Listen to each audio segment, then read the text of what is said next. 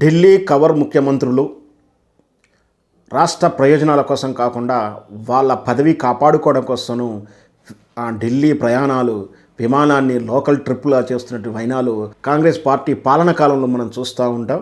ఇప్పటి ముఖ్యమంత్రి రేవంత్ రెడ్డి కూడా విజయవంతంగా 2 సంవత్సరాల లోపనే 62వసారి ఢిల్లీ ప్రయాణం అయ్యారు.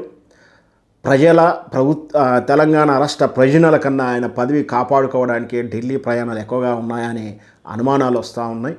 ఇప్పుడు నిన్న 62సారి వెళ్ళినటువంటి రేవంత్ రెడ్డి గారు భట్టి విక్రమార్క మీద ఫిర్యాదులు అందించినట్టు, లేదా ఈ బొగ్గు నైని కుంభకోణంలో జరిగినటువంటి రేవంత్ రెడ్డి మీద వచ్చిన ఆరోపణలకు ఆయన సర్ది చెప్పుకునే ప్రయత్నం చేస్తూ మొత్తం కూడా ఈ కుంభకోణ కారణాలు, ఆరోపణలు, ఈ రాద్ధాంతంతా కూడా భట్టి విక్రమార్కని పోలరైజ్ చేస్తూ కాంగ్రెస్ పార్టీ అధిష్టానం ఖార్గే గారికి రిపోర్ట్ ఇచ్చినట్టు కూడా సమాచారం అందుతూ ఉంది.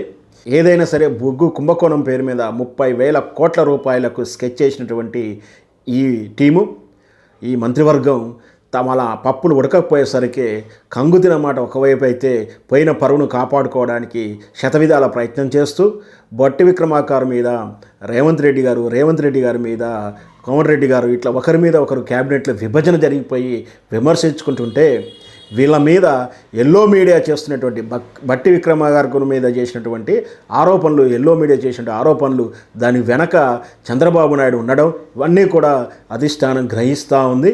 మొత్తం మీద రేవంత్ రెడ్డి గారు చెప్పిన సంజాయిషిని అన్నీ కూడా ఖర్గే గారు చేసిన వ్యాఖ్యలు ఇప్పుడు రాజకీయంగా చర్చలు జరుగుతూ ఉన్నాయి. మొత్తం మీద ఈ నైని బొగ్గు కుంభకోణం 30,000 కుంభకోణంలో తమకు తెలియకుండా జరిగిందని అధిష్టానం భావిస్తుంది.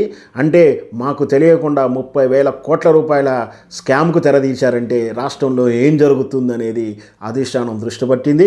ఖచ్చితంగా ఎవరి మీద అయితే ఫిర్యాదులు వచ్చాయో రేవంత్ రెడ్డి గారి మీద, భట్టి విక్రమార్క గారి మీద, కోమటిరెడ్డి వెంకటరెడ్డి గారి మీద, వీళ్ళందరి మీద ప్రత్యేకంగా ఇండివిజువల్గా సీక్రెట్ రిపోర్ట్స్ తెప్పించుకుంటున్నట్టు కూడా వార్తలు అందుతూ ఉన్నాయి. మొత్తం మీద అధిష్టానం దగ్గర ఈ నైని కుంభకోణంతో